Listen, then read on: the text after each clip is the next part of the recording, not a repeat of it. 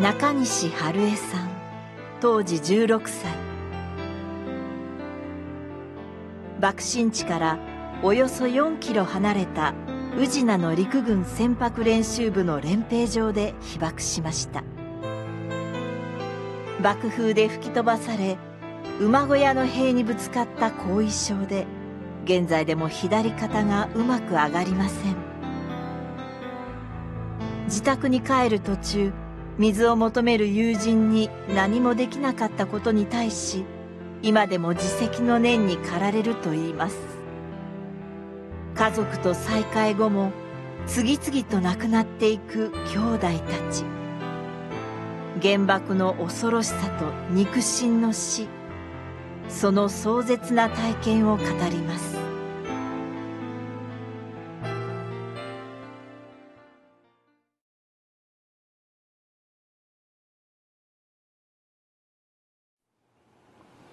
父はね、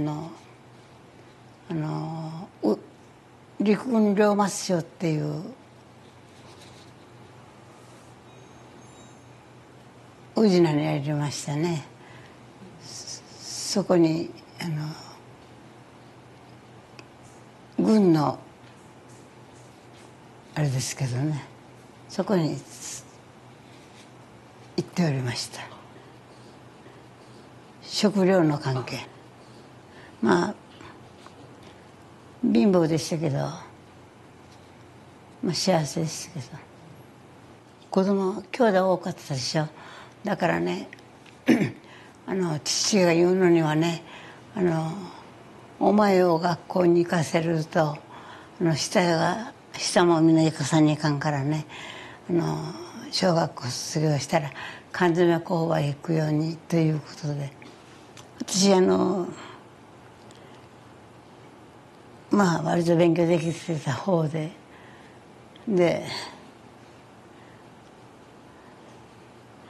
まあみんな勉強のできる友達は女学校行ったり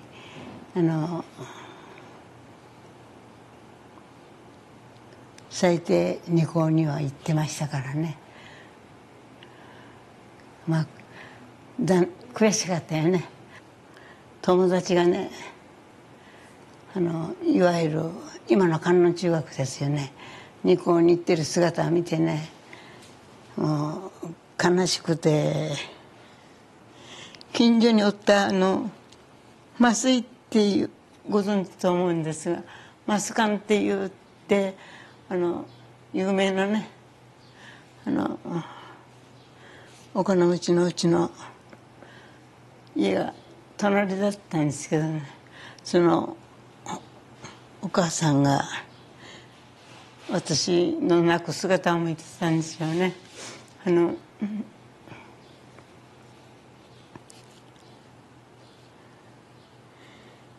父に子2校に行かしたりんさいって言うたんですよ。その麻酔のそのおばさんに言われたその一言がね、父に答えたんですね。私に晩夕食の時にね2校に行きたいかって言うからね、うんって言うたらね、そしたら明日小学校へ行って2校に行きたいって先生に言うてこいって言うて、それでまあなんか本当って言うてものすごい喜んでね、嬉しかったですよ。でもう幸せでしたね。2校卒業の時はもう戦争がかなりひどかったからね。でまあ勉強できた方でしたし、で推薦でこう陸軍の船舶練習部というところがあって、そこに推薦で行きまして、宇品のね運輸部っていうところ中に兵隊さんたちを南方に出したりとか外にこう外国南方に行ったりとか、そういう仕事ちょっとよく分かりませんけども、そういうのが多かったんじゃないですかね。で私らは一応最初は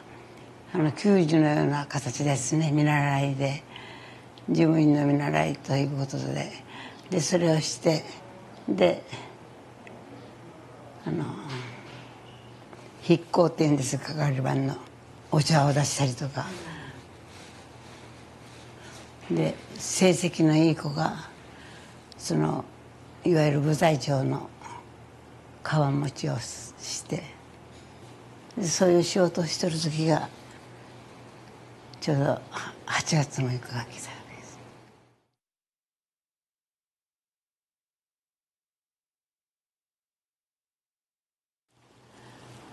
練兵場のようなものがありまして、でそこに防空壕をその日から掘るということになって、でその日もスコープとかねありますね、そういうものを持って練兵場のようなところで号令頃8時ですかね、8時にはもう作業にかかってましたからね。で作業にかかって間もなしですね、現場を打ってたのはね。で防空壕を掘る作業をやってた。で周りがずっと馬小屋だった。将校さんとかそのが馬小屋でね、あの時はね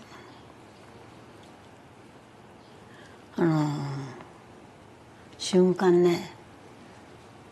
なんか遠いところを飛ばされたような気がしたんですよ。で飛ばされてで気が付いたら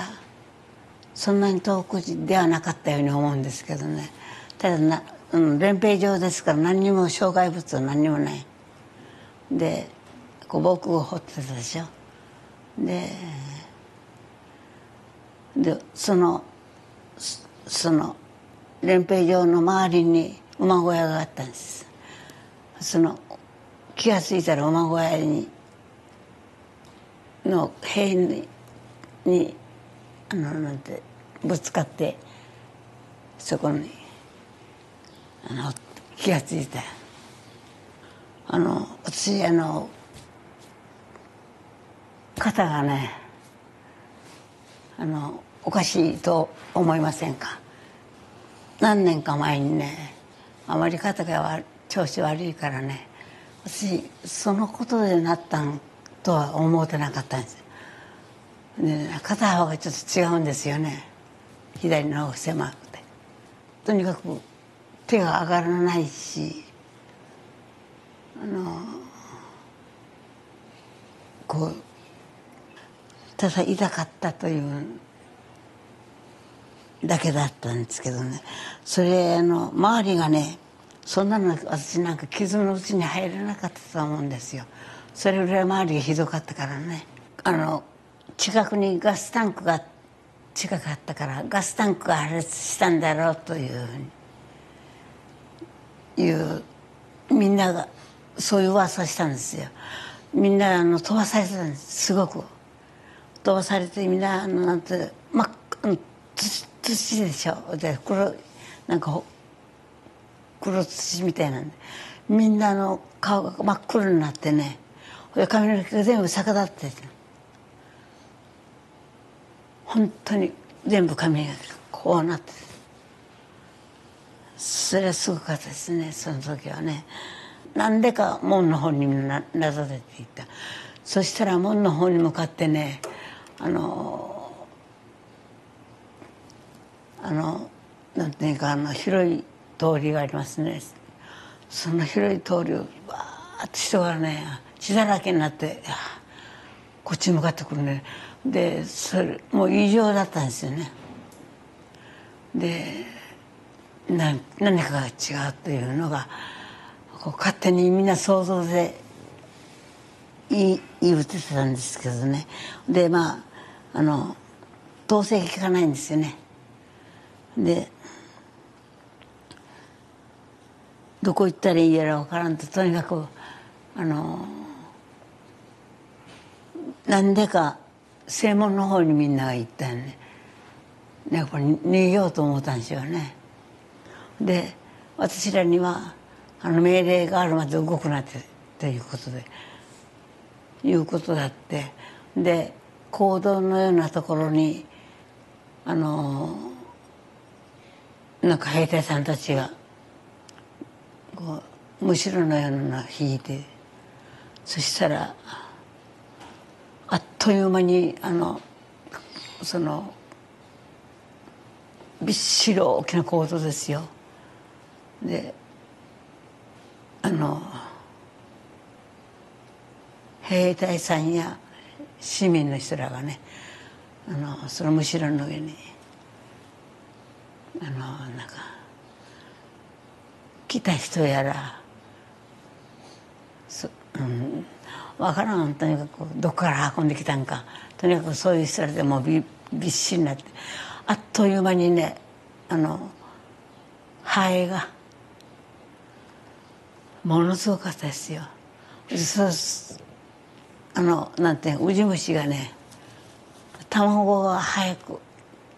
なんて卵を産むでしょ、肺が来て、あっという間にウジ虫をそしたらもうウジ虫でいっぱいだったですよ。それはもう2時間3時間の間のもうあっという間ですね。水ちょうだい水ちょうだいって、もうそれ以外何もないね。水欲しかったんじゃないですか。でまあ昼ご飯とかそんなところでなかったですね。で2時頃でしたかね、草津行きと西方面と東方面とかこういろいろ言われて、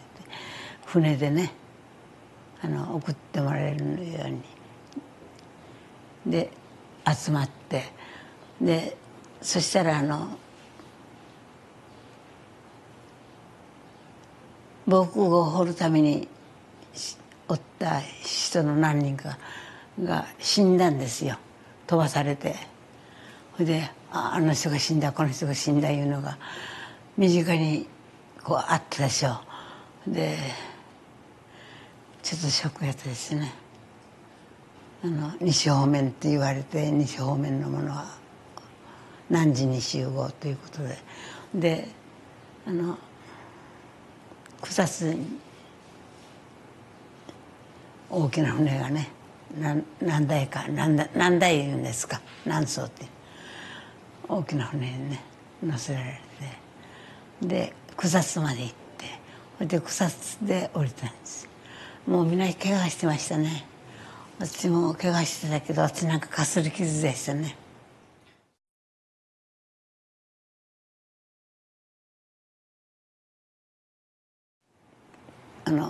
宇品から船に乗ってで草津に着いて、草津から宮島線の線路の上を通ってね、西のいわゆる市内からこう来る人らで、線路の上ものすごい人で、まだこっち側から来る人の少ないですね、私知らないように。で束になってこうそれをみんなこうしてね、みんな大怪我したり大やけどしたりして、でずるむけてこういう格好をして、で想像を絶す以上のものがあったと思いますね。小井駅についてね、小井について商店街に入るでしょう。で商店街には各自分の店の前に大きいこの水槽がありますね。大きい水槽が義務付けられてありましたね。それにね頭が全部突っ込んでるんです。隙間がないんです。全部水を求めて頭突っ込んで、そのまま下に落ちとる人もおるし、もうびっしりです。恋の商店街で、本当にもうどの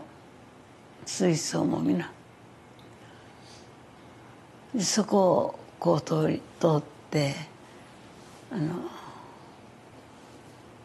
商店街から恋橋を渡って、で太田が放水路、恋橋を渡って放水路を作るための工事をこう始まってましたからね。で川土線のところまで来て、でそこでもうなんて緑がちょっとでもあって、ちょっとでも砂地があるところというところ、もうみんなもう人でいっぱいでした。そこまで来てみんな何年かねほっとするんでしょうね。そしてね入ってすぐね、私呼ぶ声をしたんですよ。はるちゃん、はるちゃんって。でね、誰が言うてるのかわからないの。はるちゃん、はるちゃんって言うからね、誰ってみんなね同じようなこうずるむげになってね、で髪の毛なんか一本もないんですよ。そしたらね、目のそばの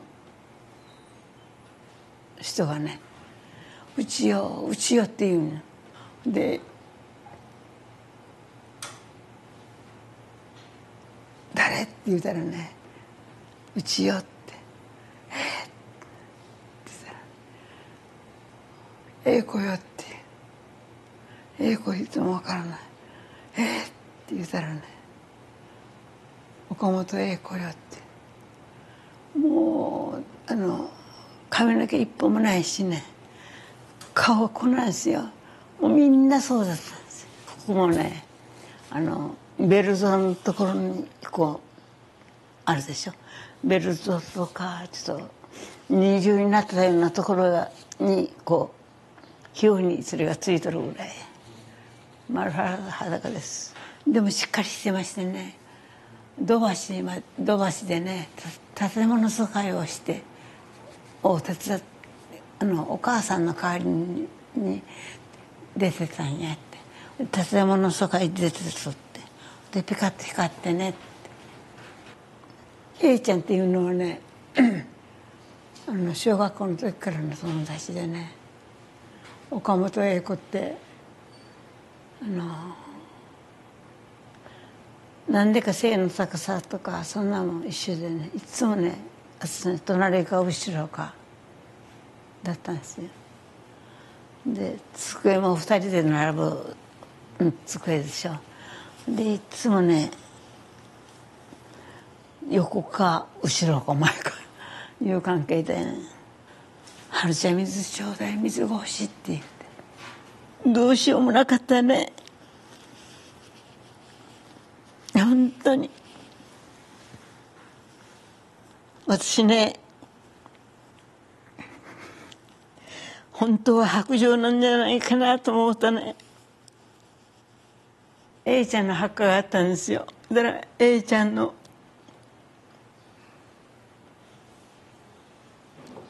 お父さんとそれから A ちゃんと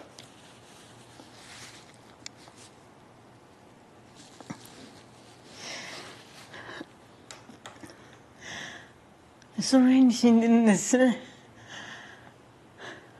で死んだ日が8月6日になってました。結局私水も何もしてあげられないでしょ。でしてあげられないままそこを離れてきれいに忘れてた。でもそのことがね忘れてたんですけどね、やっぱりどっかでずっと引っかかってたんですよね。誰かに聞いたんです。でA ちゃん死んだよって。でも墓がそこにあるいうことは私はね知らなかった。一緒に学校行ったし、クラスも一緒やったしね。だからね A ちゃんにはいっぱいなんか申し訳なかったなと思って。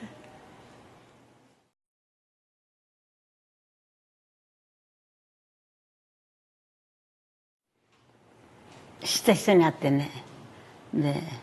あんたんとこのお母さん、お父さんやお母さんたちあの辺におるよって言うて教えてくれて、でそこまで行ったんですけどね、人が通るのも通りにくいような状態の中をずっとね探して、大体あの辺に見当つけながらこう歩いてたらうちの家族に出会ったんですよ。で4人おった弟が4人おって、で父と母とがおった。そこにね、もう夕方だったと思うんですね。で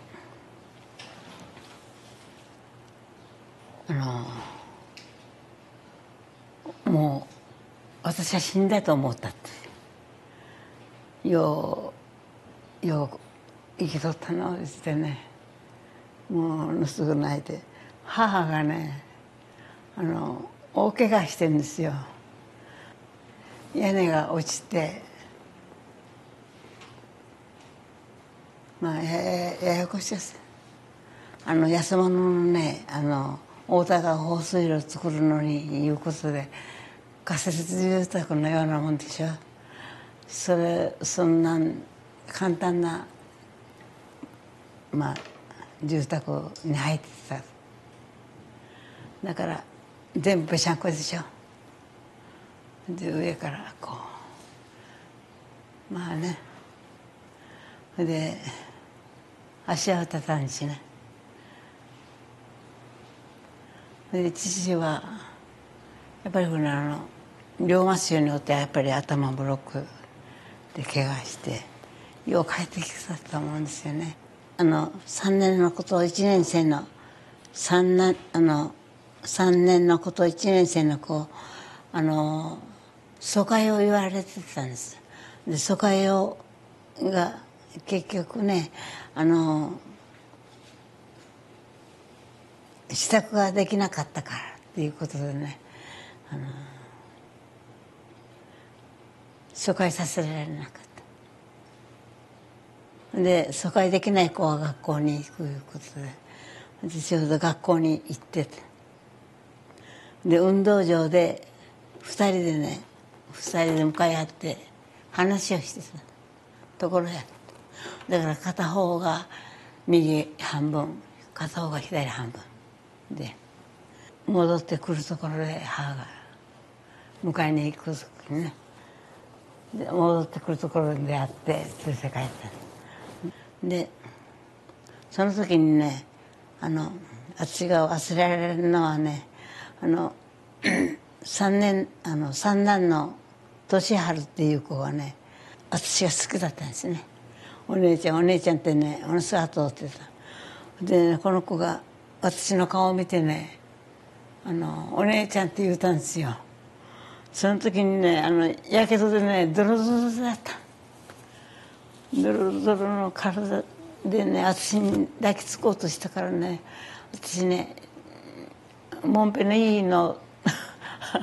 履いとったばっかりにそれ言い訳になるね。でねちょっと躊躇したんですよ。ものすごい後悔してね、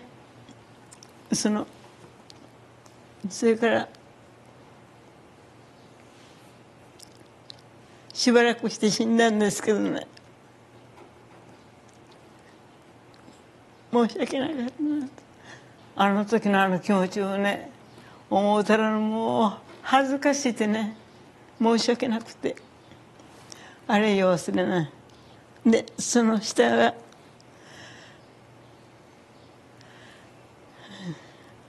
前後して死んだ2人で、幼稚園行ってた子が母が一番先に幼稚園行って保護さんがこう助けているところをおばさんに一生懸命助けてくれたんでって言ってね、母が言うたのを覚えてるんですけどね。でまあこの2人とも死にました。まあとにかくずらっと全部ずらっと死んだん。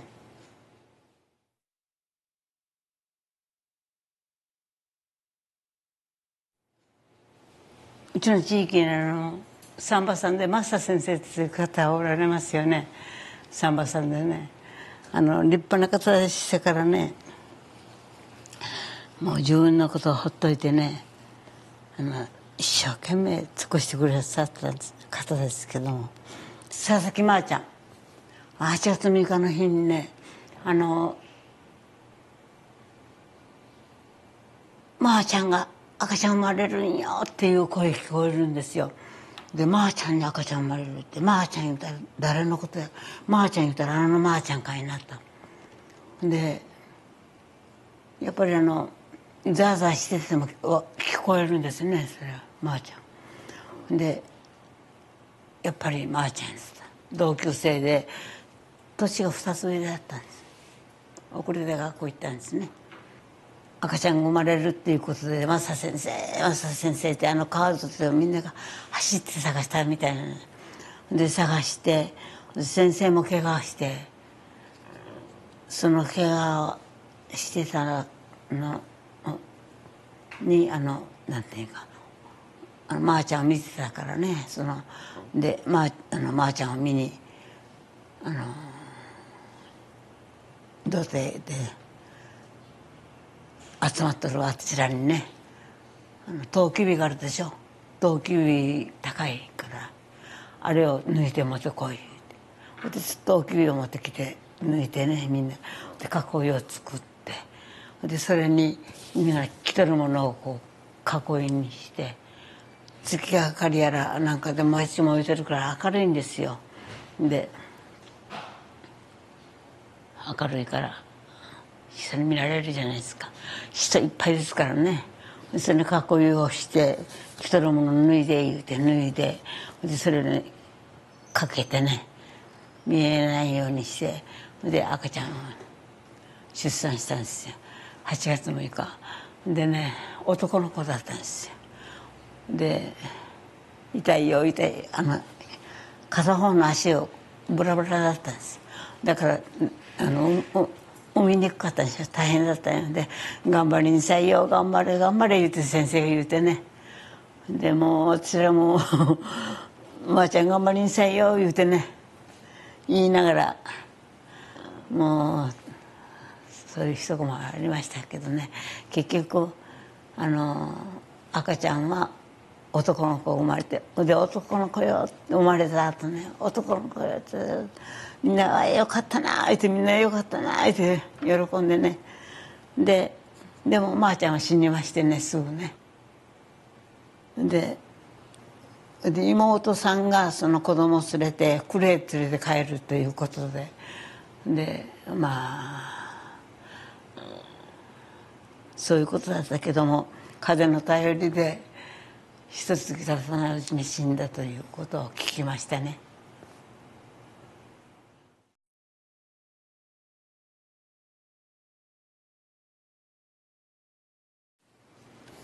私の恩師でね、子供の頃に木原先生っていう私は偉大な方だと思うんです。子供の頃に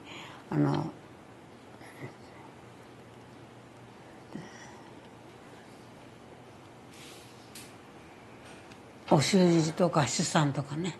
そういう勉強をね教えることをしてくれてたんですよ。そういう中で先生がね、町が汚いのはね、なんで汚いんやって、きれいにしようじゃないかって、自分らでみんなでしようって言うてね、私らに声をかけてくれて、でもなんか先生に言われ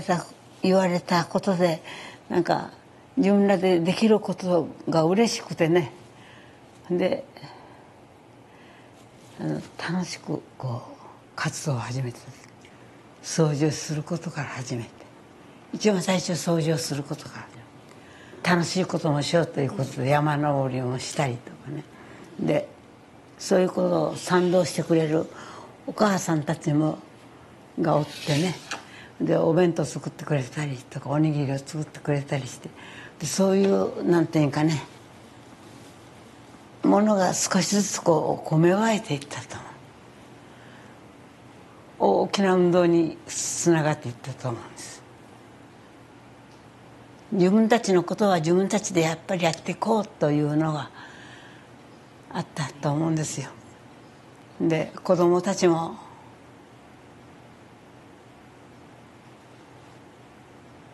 ちゃんと育ててやろうと、私らが育てられたんですよね、木原先生に。